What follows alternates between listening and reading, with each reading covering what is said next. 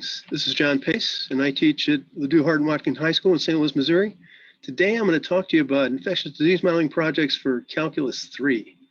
A lot of these materials are available here on my website, and the Maple Conference is also making the slides available to the participants. Here's my abstract. And here is the peer proposal model of integrative STEM.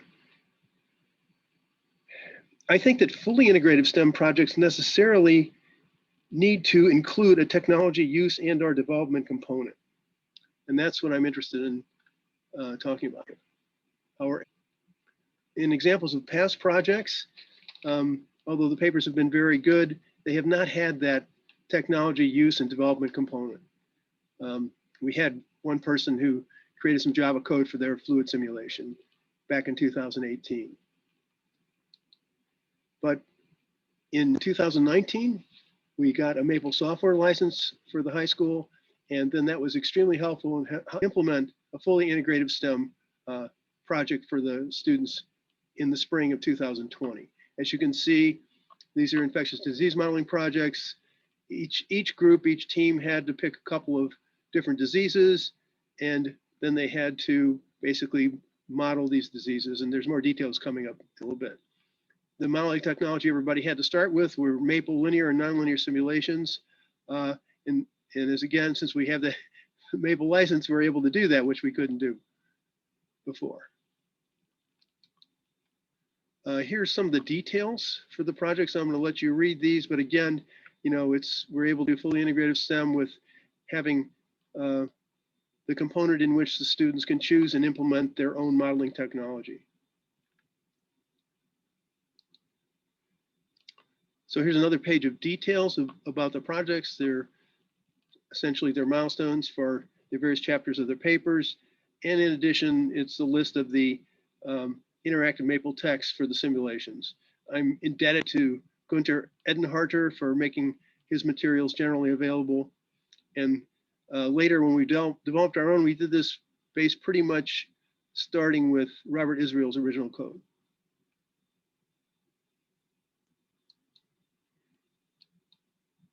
Here's our references. And as I mentioned, probably for the SIR model, which is mainly what we're going to focus on today, I'm most indebted to this an epidemic model in 2011 by Robert Israel.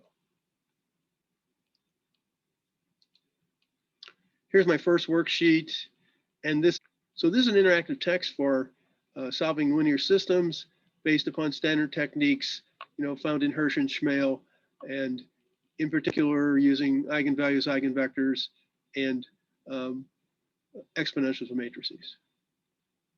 The students can both use it as a problem solver, and they can also check their work if they do it by hand. Here's a good example of a linear system in medicine, and that's drug absorption.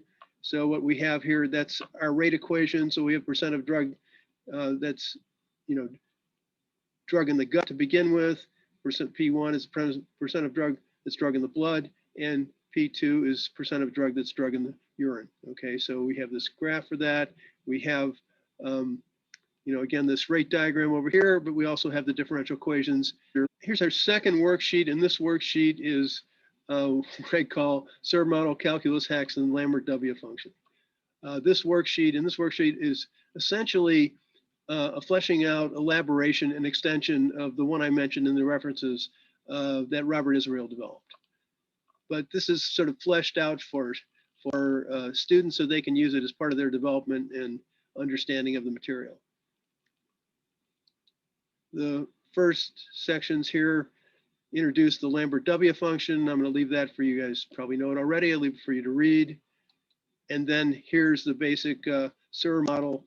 And you can see that, well, we have this diagram, SIR. So S is susceptible, I is infected, R is recovered. And here are the differential equations for those. And you can see that this little dotted arrow going back represents the dependence, such that the rate of change of the susceptibles is proportional not only to the number of susceptibles, but also to the number of infected. So that product right there makes it a nonlinear system, it's also there.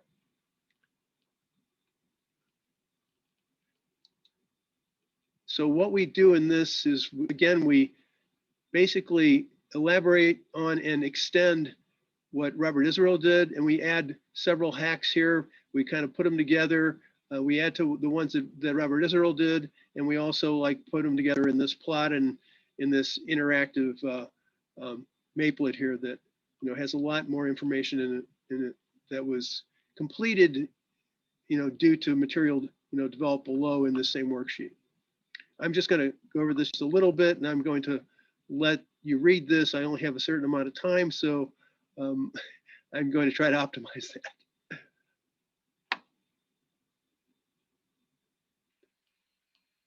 So this is my third worksheet, and this is the worksheet in which we do complete interactive modeling of the SIR model, and also we add parameter estimation for specific data. In this one, we'll look at the South Korean data for about the first 60 days of the infection, and also curve fitting for the South Korean data.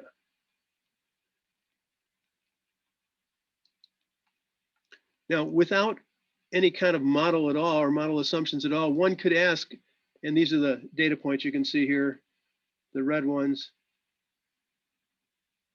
that, could we possibly model this some way? And yes, we could. We could try to find a curve that fits it. And then since that would give us an explicit function, we could then look at various interesting aspects of that curve and use it to analyze and extract information about the data itself. And so the idea, what we did here is we fit it to an 8th degree polynomial, and it's reasonably good fit here. RSS is 0.014, et cetera. And so what we wanted to do here is we wanted to find, the time at which the infection had its maximum rate. So that's just the same as finding the inflection point. And so we, for the fitted curve here, we found the inflection points. We also found, for the curve itself, the maximum value of the infecteds at what day that occurred, right? So you can see that that's very much an approximation here, but that's part of the thing that happens when you model data. There are little anomalies. However, by finding the inflection point here using this specific curve that fits that data, we found the maximum infection rate occurred at about day 11, and that's what the rate was. Notice that this is scaled to 1, so that's why the numbers are kind of small.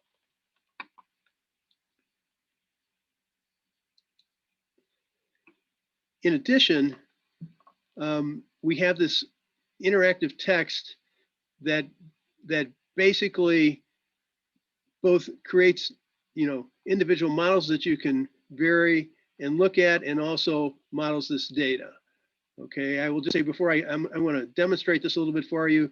So when we model the data itself, we end up getting an RSS of 0.026 here, and we get beta values and gamma values, and these are automatically populated inside the interactive text.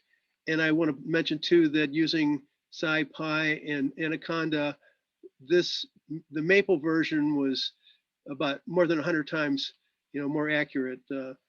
It even using these start values for the seeds for Python, it couldn't do any better than this. So now what I want to do is like demonstrate this a little bit. This is the worksheet, and let me open it up. And so it's fully interactive in the sense that if you change anything, everything else changes, and you can change everything. Okay, so in particular, I can change the value of gamma here, and it will change everything, right? And I can, in addition, I can change beta, and look at what happens when I change beta. And I can also, and of course, this fixed row, this is your basic reproduction rate or reproductive rate or reproduction rate. I've seen them both written in literature.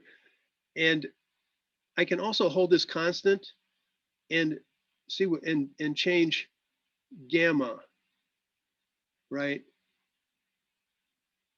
And so that just shows you what happens as you hold the reproductive rate constant and change one of these. In addition, you can change the values of the initial susceptibles, initial infecteds, and the initial recovereds. Furthermore, it plots, the time at which the maximum infecteds occur, and also the value of that. And it has some other nice features that you can vary. Now, next thing I want to demonstrate is how we can, not only can we the kids can vary this and look at different possibilities by changing the beta and gamma and other things, the initial rates. They can also execute this code right here and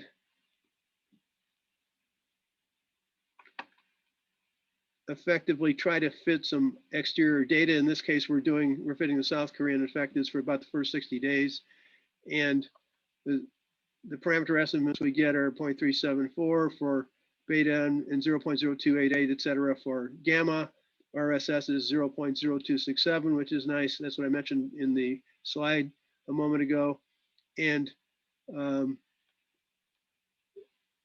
in addition, what we can do, we can also plot this to see what it looks like. So that's but I have to change this axis here. Now I get that. Now I also would like to have the data superimposed on there. So let me do that. And so there's the data. You can see the data, what the fit looks like. And furthermore, what would be nice to do, since we found, using curve fitting, we found an actual function that we could compute the inflection points of. That's not so easy to do here. We could also program that in, but it's also, kind of nice just to use that function and superimpose it and see what those results look like. So that's what we did. We have this 8th degree polynomial, and we're picking the various ops out of the list of zeros of the derivative and of the second derivative. And then there it is, right? And then it also populates these values. And then we also can plot those.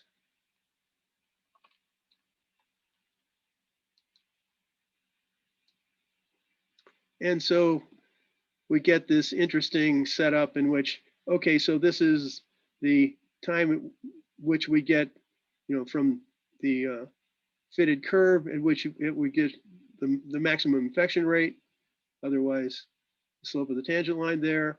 And also this is the time at which we get the minimum inflection rate or slope of the tangent line there. And it was kind of nice, it's interesting here, as you can see that, that it fits the data, right? In both of those points. And of course, that's because the curve we chose fitted the actual data better in those places than the SIR model itself. Okay, so that's the demo of that. And I'm going to go back to the slides. And so most of that information is here. Finally, there's some reflections on this whole project having been done during COVID-19. And it was a great experience for the students, and it was essentially, done in real time. And so they were able to do a lot of independent thinking and research on their own, and with all the kind of foibles and also excitement comes with that.